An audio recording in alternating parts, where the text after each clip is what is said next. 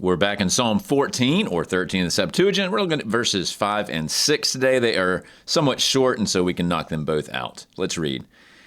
Eke edeliasen fabu, hu uk ein phobos, hoti hotheos in genea dikaya. Next verse. Bulein tochu kateskunate, hoti kyrios elpis autu estin. And if we just look at it at a macro perspective, you'll notice that there's a statement here about these evildoers and so forth, and then an explanatory hoti, another statement about these evildoers, then an explanatory hoti. And so just wanted you to pick up on that parallelism there. Let's begin with this first line. We start with eke there, which is a nice reflection of the Hebrew. So there, which is probably just referring to like a generic sense of in the place where they are. Deliasen, which is from deliao, and this means to be terrified. It's a strong form of fear. And with that son ending E on the front end, this is just the third plural aorist active indicative.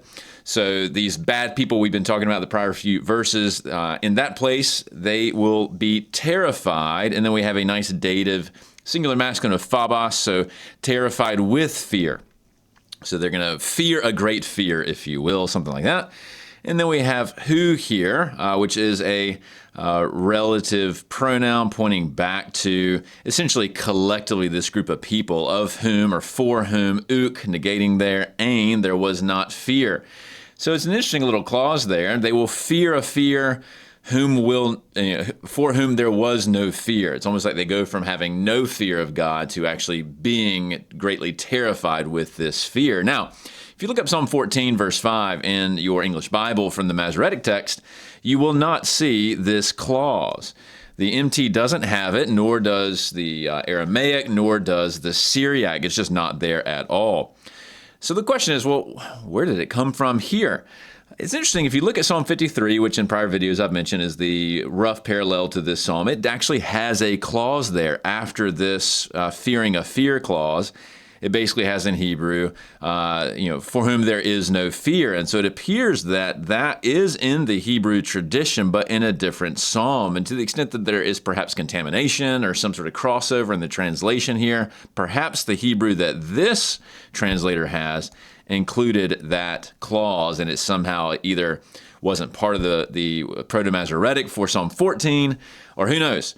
What's interesting is that the Gallican Psalter, which was done by Jerome, was heavily indebted to the Septuagint before he essentially redid things from the Hebrew, does mark this phrase with the obelisk there, which indicates that it's in the Greek, but it is not in the Hebrew. So Jerome at least is aware that his Hebrew for this particular psalm lacks this clause, but the Greek has it.